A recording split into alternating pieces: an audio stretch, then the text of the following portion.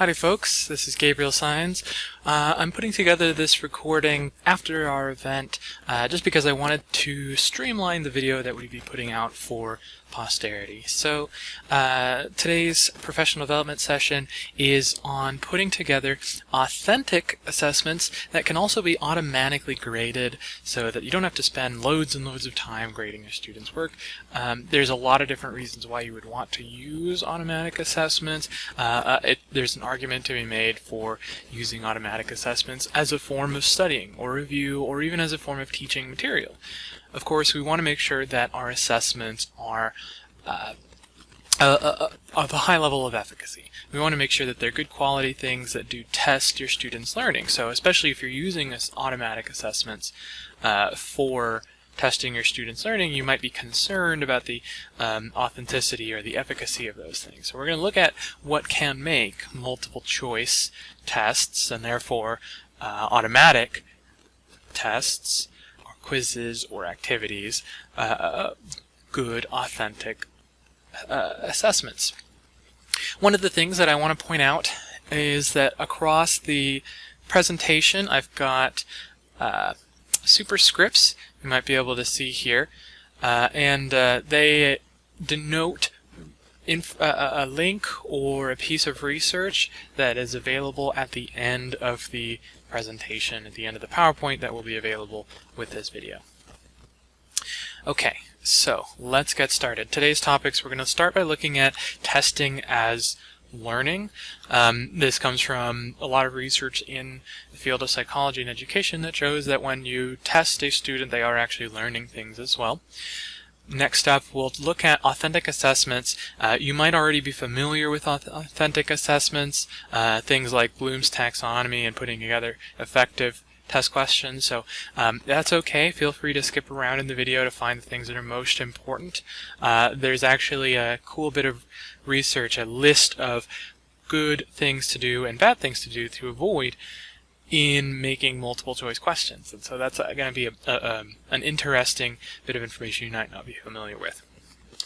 Finally, we'll go to Canvas and we'll take a look at putting together automatically graded tests as well as how to assess your own assessments so that you can continually improve them. So let's go ahead and get started by talking about testing as learning. And the reason I'm talking about this first is because I'd like to encourage everyone to test your students as often as possible.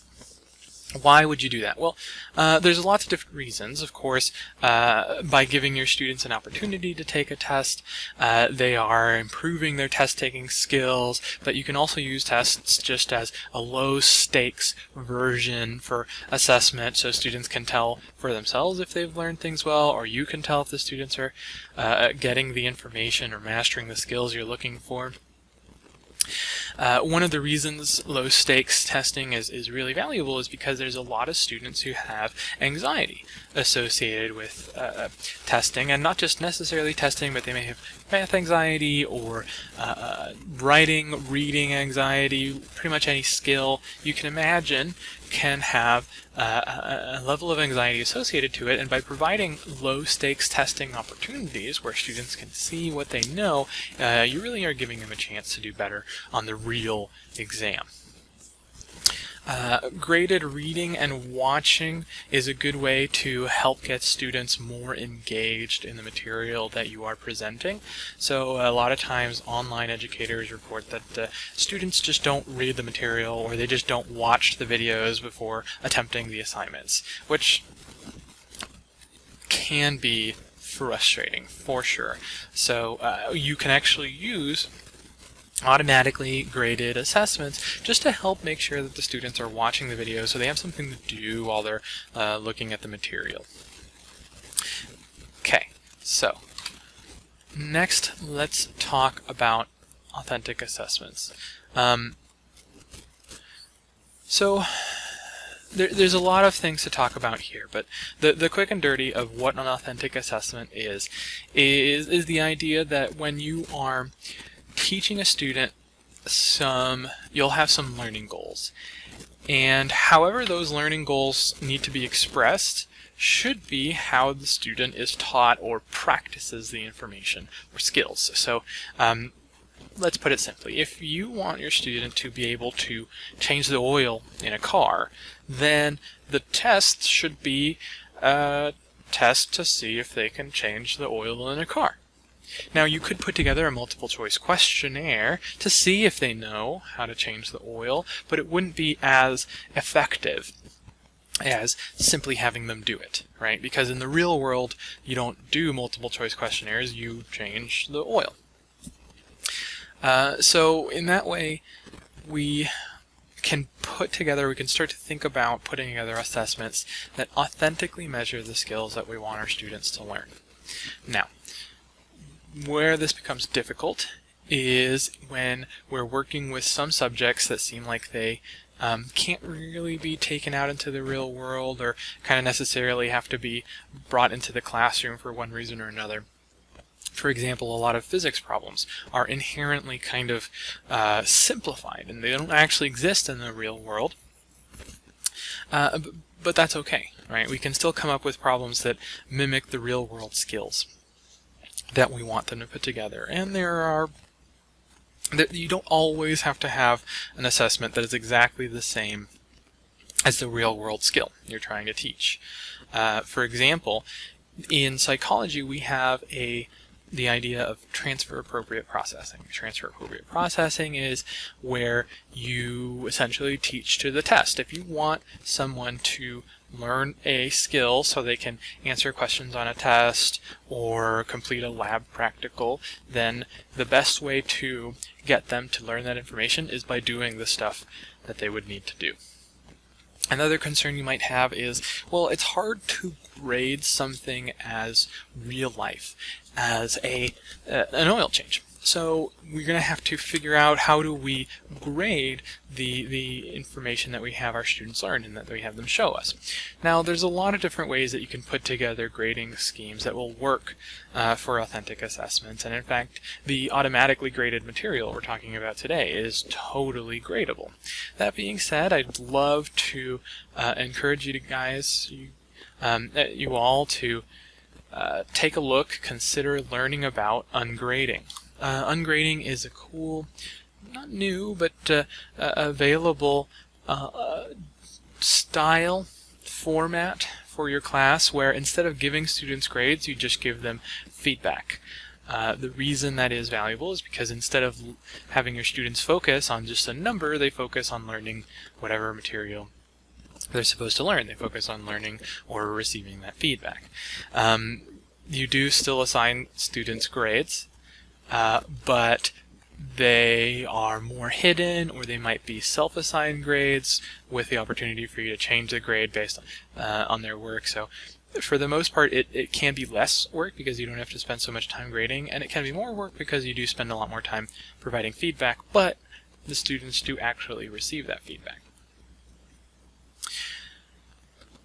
Okay, so I've gone on a bit of a tangent, but authentic assessments, to bring it back, are assessments that do a good job of really testing what you want your students to know, whether that be a skill that they need to apply in the real world, or some knowledge that they just need to be able to apply on a written test.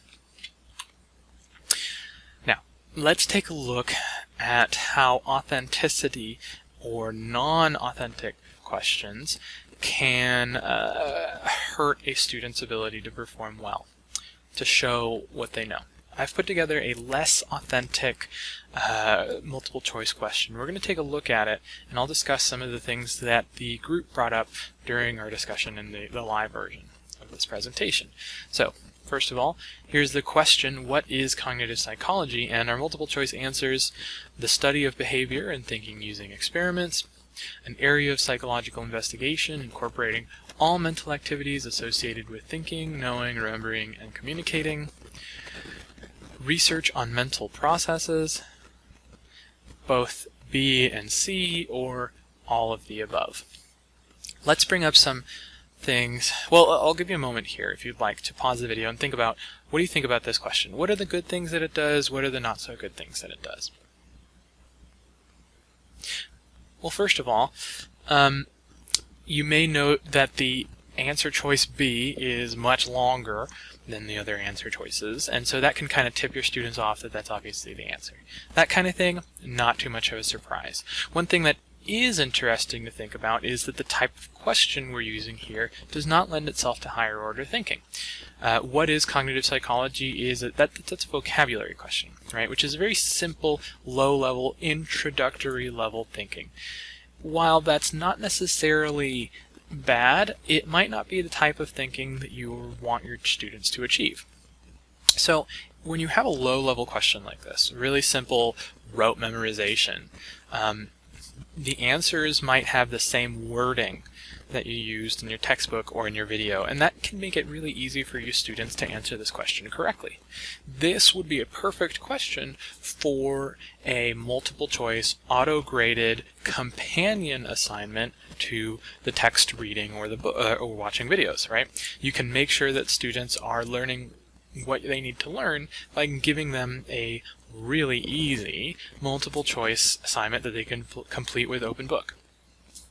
For later learning, for higher level learning, this isn't the kind of question you would want to use. But there's still other things we can point to here. So for example, the last options, B and C, all of the above, these options are a little troublesome. I've used these kinds of options in my tests before, and I'm sure most people have.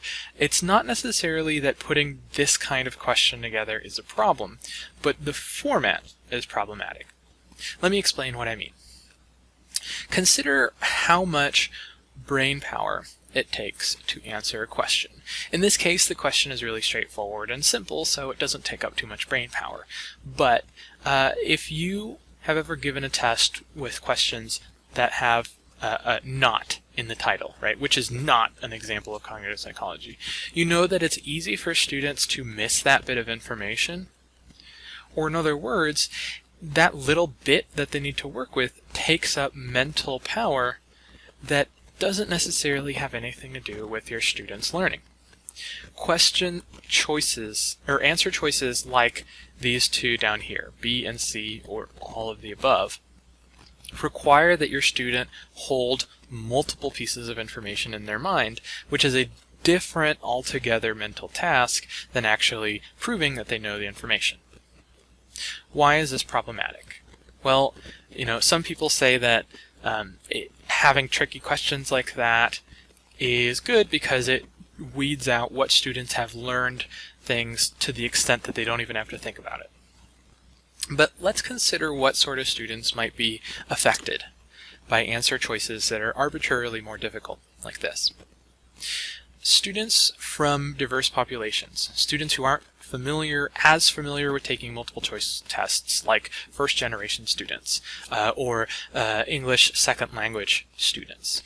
Students who are already anxious about a class. Maybe they're in a math class and they have math anxiety. Or it's a lady in a class full of guys and she's already concerned that she doesn't really fit in well. Students who haven't slept super well, or maybe have something else going on in their life that's kind of taking up a lot of their mental energy. All of these students who have just something else going on that might make this test difficult for them don't need that extra bit of trickiness.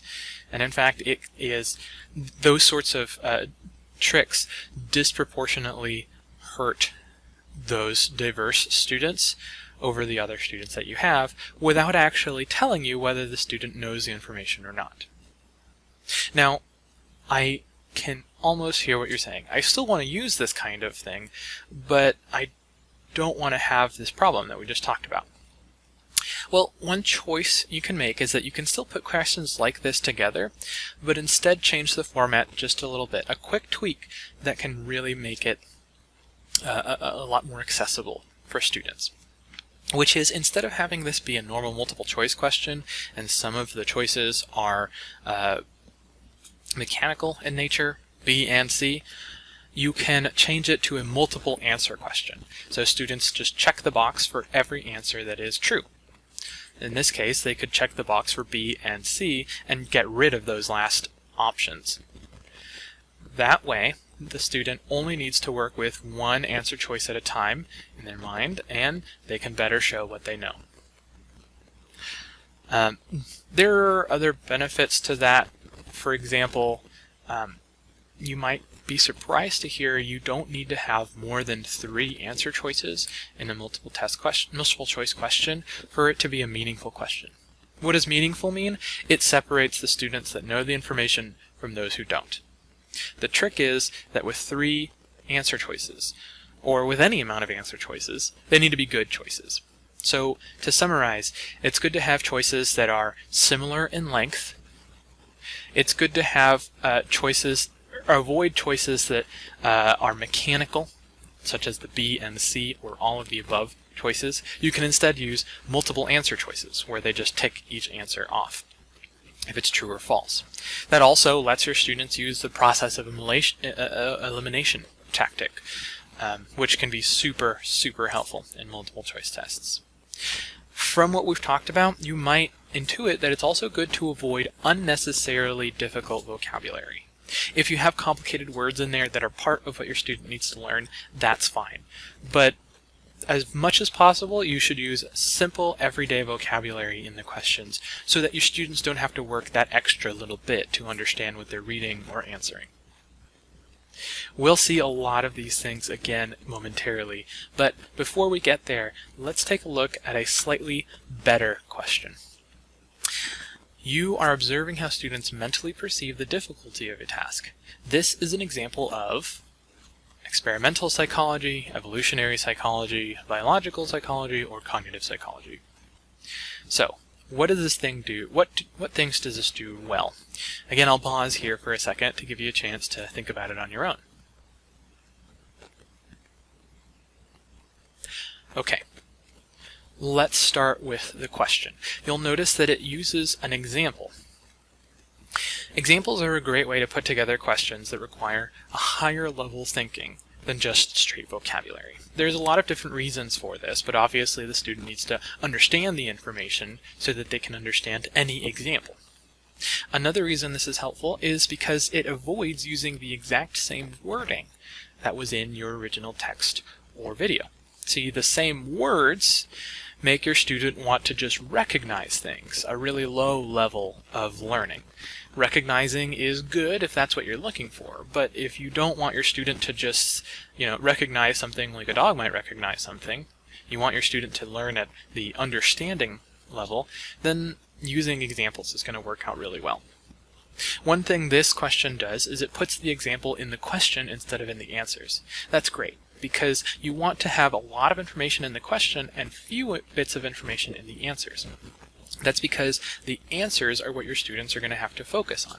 And the simpler the answers are, the more opportunity they will have to spend their mental resources on figuring out what the right answer is, instead of weeding through a forest of information bits. Just like we want to avoid complicated vocabulary or mechanical answer choices, B and C, we want to avoid having just really long answer choices. Another easy one to point to, which is kind of weird if you think about it, is you want to format your answer choices vertically, and you should format them in roughly the similar way. Vertical answer choices, like we have them here, stacked on top of each other instead of A on the left, B to the right, C to the right, and D all the way on the right, are easier for the students' minds to look through, understand, and choose from. It just requires a little bit less mental concentration, a little bit less mental energy, which means they have more energy to show you what they know. The formatting here is consistent. There are clear and obvious differences between the question. You don't want to put together answer choices where the only difference is say, the slight different spelling of a word. If you really need to do something that specific, like where is the comma, you might be better off using a multiple choice or a checkbox thing and just writing the sentence out vertically and having the checkbox say, okay, the comma goes right before this word or right after this word. That allows you to use things vertically and have as simple answer choices as possible instead of writing out an entire sentence. Then again, writing out the entire sentence might be the better way to go, so you can easily tell where in the sentence horizontally the comma should go, because that's how commas should work. Look, I don't necessarily have the perfect answer for every single multiple choice thing, but at the end of the, if you don't know which one of those two options would be best, we can take a look at some assessment principles for your tests at the end of the presentation, and maybe that can help you figure it out better than I can. Okay, let's talk about Bloom's taxonomy. Most instructors have probably heard about Bloom's taxonomy at some point before, but if you're new to teaching, or if Bloom's is something that's new to you, welcome. Let's put it really simply. Bloom's taxonomy is a way of organizing, categorizing the different levels that students can learn things. So at a really base level, when you start to learn something, all you want to do is just remember it so you can recognize it if you see it. Like if you're starting out learning how to write things in Chinese, a good step one would be to just start recognizing some of the common Chinese words or ways that Chinese writing looks or expresses itself. It's a great first step. In vocabulary too, recognizing or remembering vocabulary is the first step to getting to a really good mental place.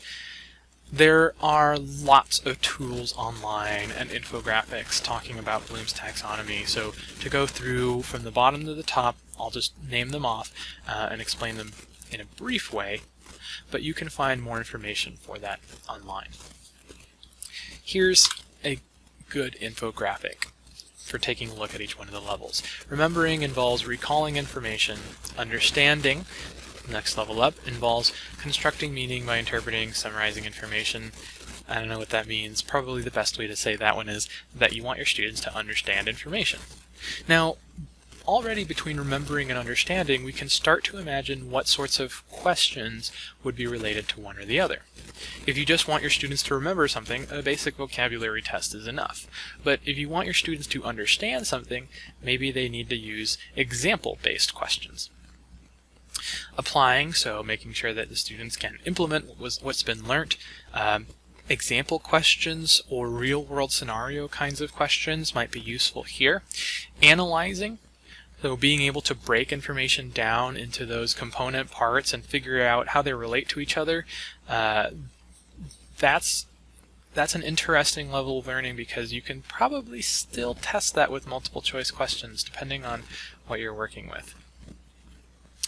These higher order ones might be a little bit difficult to test with a multiple choice test or an automatic test, but evaluating, being able to make judgments based on the information that's been learned, criteria, standards, critiquing writing, for example, is a good example of being able to evaluate writing. Finally, creating, so putting something new together, is the ultimate form of learning something.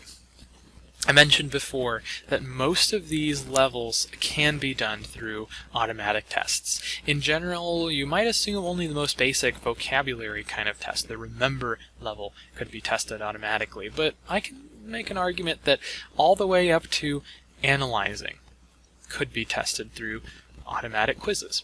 And I've got some examples here on the right of what you could use. We've talked about the vocabulary test. To understand a topic, you might use categorizing, which is starting to be available in the Canvas new quizzes.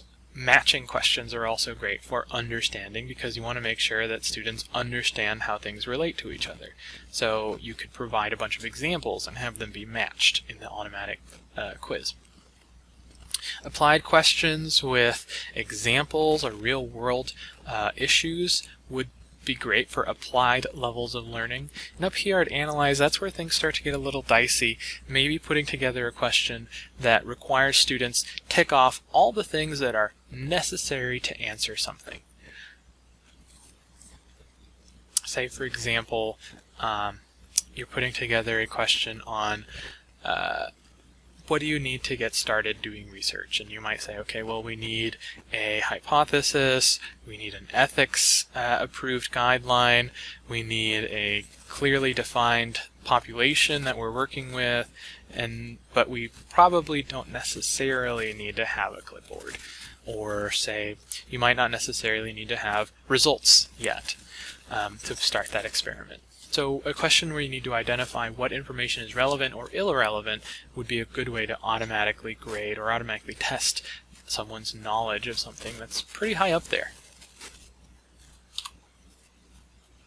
Okay, so in the research that I did in preparation for, in the reading that I did in preparation for this presentation, I came across a table that seems to be the heart of what people talk about when they're working with research on what is a good multiple choice question.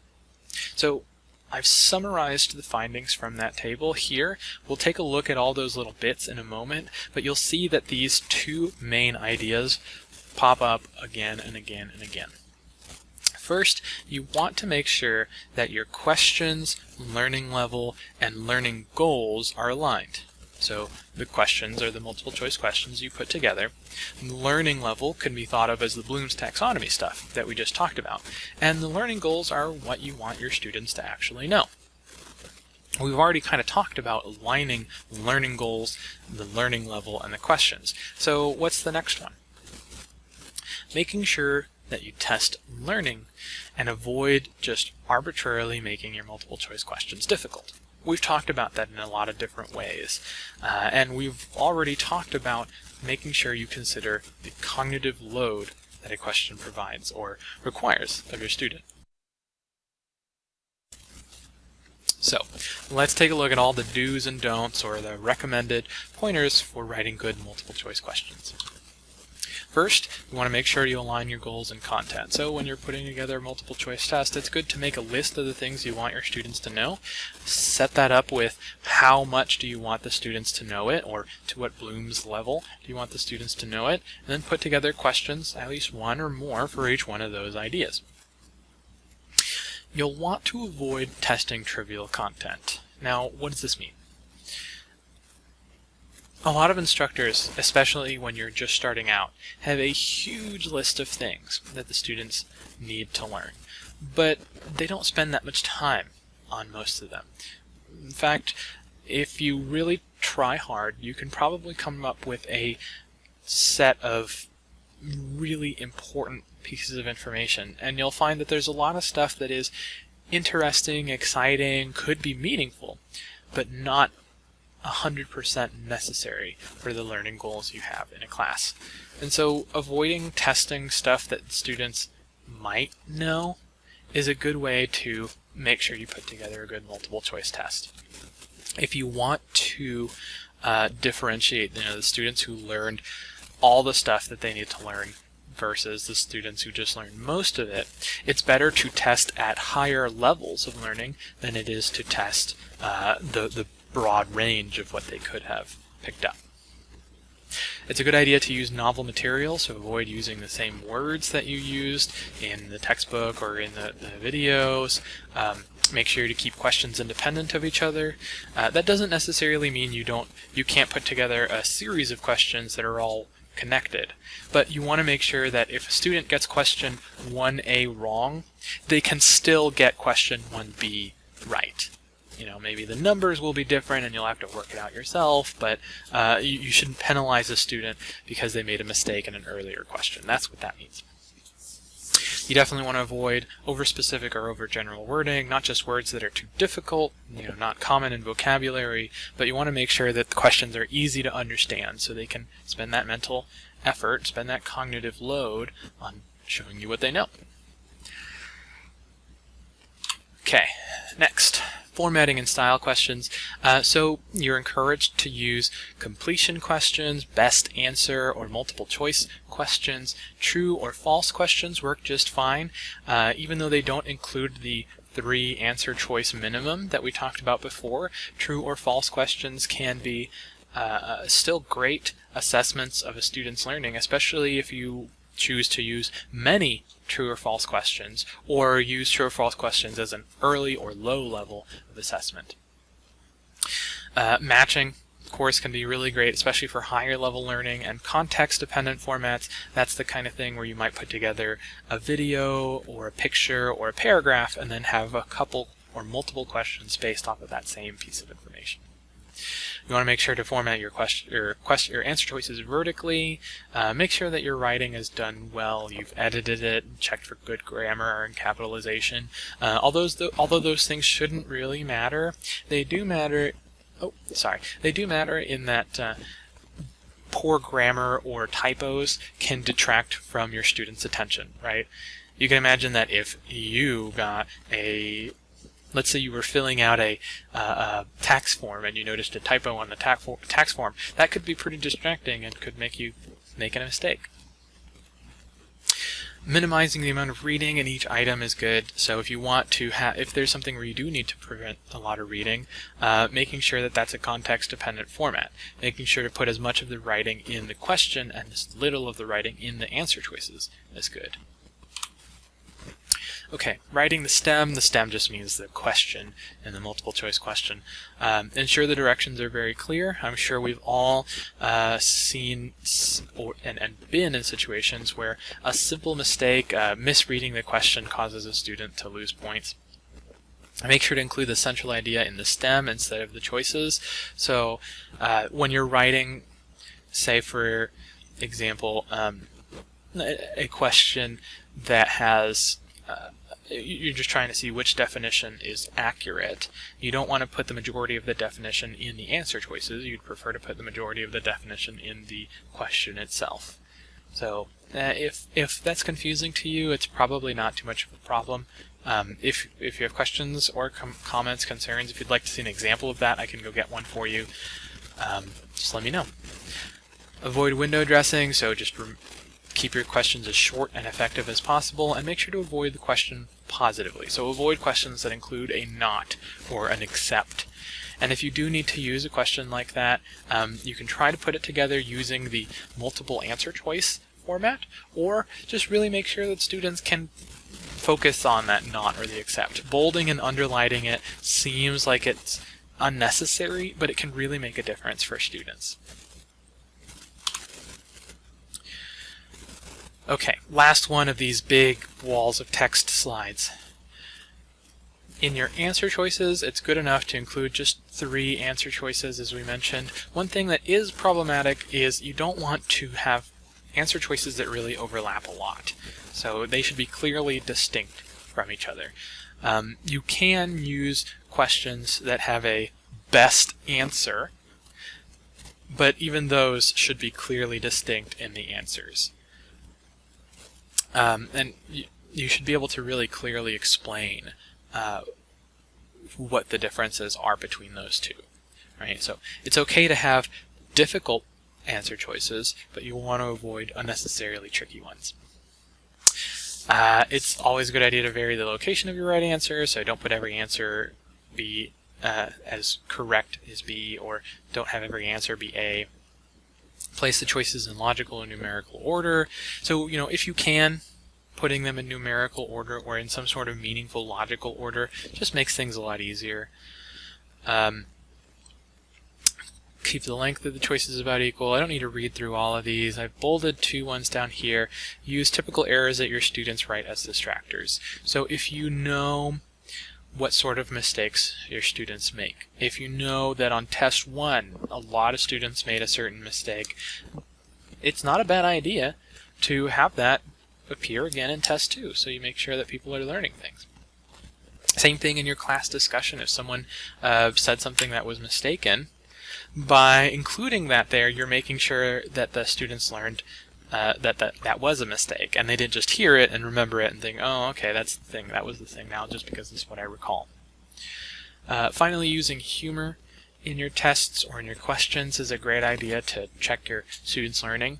If your student gets the joke, they probably understand the material, right? And I promise there are repositories of humor and jokes for pretty much any subject you could possibly find out there. Let me know, and I'm more than happy to help you find those. Okay, so that's all the bits of information for how to put together good multiple choice assessments and looking at Bloom's taxonomy and authentic assessments.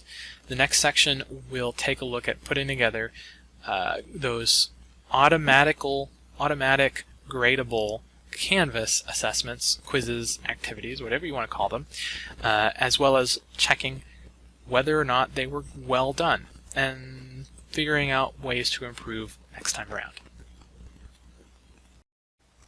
Okay, so let's take a look at putting together quizzes and assessing the quality of your quizzes.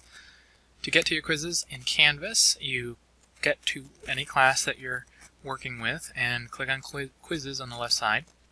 Now, quizzes is kind of a misnomer. Instead of thinking of quizzes as tests or an actual quiz, really you should think of quizzes as anything you want to build that's going to be automatically graded. So it can be multiple choice, it can be matching. There's a lot of options you get there, and it doesn't always have to be automatically graded. You know, you can have some fill in the blanks or some short answer kind of questions too, but for the most part that's what separates it from assignments. Now, to create a new quiz, you go to Quiz and the New Quiz button there. You want to give your quiz a name as well as instructions for the quiz. If it's proctored in any way, you always want to provide information about the proctoring there. Here in quiz type, graded quiz is going to be your best choice most of the time. If you don't want it to be graded, you can always just assign a score of 0 to everything. Shuffling your answers is a choice that you'll want to think about, just because if you have the shuffled answers, you might encounter a problem that the answer is not in a meaningful order, as we talked about before, numerically or alphabetically. Okay, so let's get to the questions. Putting together automatically graded questions is really straightforward and simple. So let's start with a new question. First thing you want to do is name the question. Your students won't see this, it's just for you. I use it to name questions to keep track of the objectives and the alignment. So if I want to have questions for Unit 1, Item 1, or I put vocabulary names there, or concept names there. If you want to have multiple questions for the same concept, you can put the concept and then 1.1 or something like that. Then you select the type of question. By default, it's going to give you multiple choice, but all the different options we talked about previously are in there as well. The most commonly used ones are going to be the true, false, fill in the blank, the multiple answers. That's the one with the checkbox down here. To select what's the correct answer, you can just click on the little arrows. So for multiple choice, there's only one. For multiple answers, you can have all of the answers there. And you can keep adding answers, as many as you like. Matching is useful as well. We talked about it for some of the higher order thinkings. So these are not directly next to each other by default, so it's not obvious which one is the answer. And then you have your essays, file uploads, text. So one thing you want to be careful with is if you do have these fill in the blanks, they can be automatically graded, but you want to make sure to give as many options as possible, because small differences like having an S at the end of the word can cause the answer to be wrong, so be careful with that. You can also use question groups. So question groups are pretty much as they say, groups of questions. Where do those come from? You can either create a question group and make questions yourself, or use existing question groups from a previous class that you've taught or from a textbook. For example, here's all the questions that I used in my Psych 210 W02 class. And so it tells me how I personally list how many questions there are in there, but also, by the way, it tells you there. So that was a mistake on my part. Once you do that, you can tell it to pick all of the questions or a random sample of the question and assign points to the question there, or you can assign points there.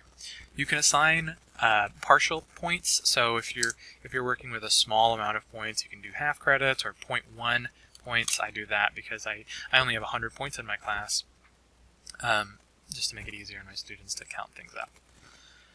Okay, so once your test is done, you hit save or save and publish so the students can access it, and you're set. Now, you're never going to have a perfect assignment, unless you've been working on it for a long time and it's as perfect as it's going to get. But how do we work on quizzes? How do we know that our quizzes or activities are decent? Well, what you can do is look at a quiz or a test that people have already taken. And I'm not going to show you individual students' stuff, but what I will show you is things in this quiz statistics button here. When you get there, it's going to show you a couple of different things. First of all, the average for the test, low score and high score. You can see the distribution of the grades, but possibly the most important and interesting thing is this discrimination index. What is the discrimination index? Well, when you're trying to identify whether a question was a good question or a bad question, you're going to first have to identify what is good or bad. We can start to answer that with a couple of assumptions. First, students that scored really well probably know their material really well. Second, the majority of the test is probably pretty good. So, how can we use those assumptions to identify good versus bad questions? So, if we take those high-performing students and we assume that the more questions they get right, the better the information was taught, then we can say that if a high-performing student got a question right, then it's probably an okay question. If a high-performing student got a question wrong, then it might not be so great, because those high-performing students probably would have gotten it right, which means that there might be something wrong, either because the question is worded poorly, or because maybe you didn't teach that as well as you could have. There's lots of different reasons why a question might not be so great. And so that's what it does. And it also does the opposite. It looks at your lowest performing students and it says, well, what questions did they get right or wrong? The questions that they get wrong are probably the things that they didn't know because they didn't know them. But the questions they get right might have been due to chance. And so it could have been that just by guessing they got it right. And that's not a good way to show that your students know their stuff. I hope that makes sense. It's kind of a difficult thing to explain. I'll try one more way. So let's look at the name, discrimination index. The discrimination index tells us how discriminative a question is between the highest and the lowest performing students.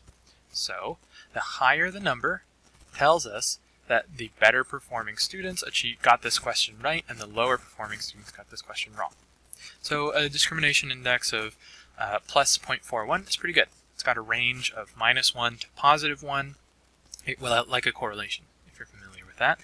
In fact, this is a type of correlation. So if you want to improve your test, what you're going to do is look for questions that don't have such a great discrimination index.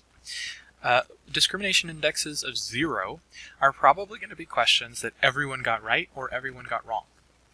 So, and that makes sense. If everyone got a question right, you can't tell if that question was a good or bad measure of your student's knowledge. That doesn't mean you should get rid of questions that everyone got right. If you want to keep them in there, if you want to bulk up the test points that people are getting, or if you just want to make it's something that everyone should know, and if everyone got it right, that's great. That's perfectly fine. You can just be aware of that. So let's take a look through the rest of this test. Find something that has a low or poor discrimination score. Okay, here we go. We have 2 negatives. They're not super bad, but they are negative, and it's pretty clear why. Because out of the people who answered this question, there was a clear one answer that was distracting. So, researching animals to understand people. What's the name of that? What is this? This is the definition for comparative research, but the answer animal psychology is obviously distracting and kind of tricky. And the data actually show that. Same thing over here. And now, just to reiterate, what's going on here is that probably this one person who got the question wrong was a higher performing student who was tricked instead of a student that didn't actually know the answer. If we can find any other questions that aren't so great, here we had a plus 0.1 that's not so good, same kind of problem. Plus 0.13 that's not so good. Similar sorts of issues. So in most cases, you'll be able to figure out what could have been wrong. Either you didn't teach it so well, or the answer choices were a bit tricky. And so all you need to do for next time is make that same test and change the questions that weren't so great. Okay, so I hope this explanation for discrimination indexes has been useful so you can assess the assessments you have for students. And if you have any lingering questions or comments, please do feel free to mention them in our Teacher Talk team. I'll provide a link to that, or you can always send it in an email. I'll provide the link to my email and the phone number to the office phone number in the description of this video. I hope you found this information useful, and I did want to mention one last thing. If we go back to the PowerPoint, where is that? There it is. At the end of the PowerPoint, remember that we have these resources and citations. I wanted to let you know that during the presentation we had somebody who mentioned this resource here. It's a video explaining how students can learn while testing themselves. So as they read or watch educational videos, they can test themselves to see how well they're learning, and that can improve the way that they receive that information. So if there are any other resources that you'd like to share along this vein, or any other things you'd like me to help explain, explore, or find research on, let us know, and I'd be happy to do so. I hope you found this useful, and have a wonderful day.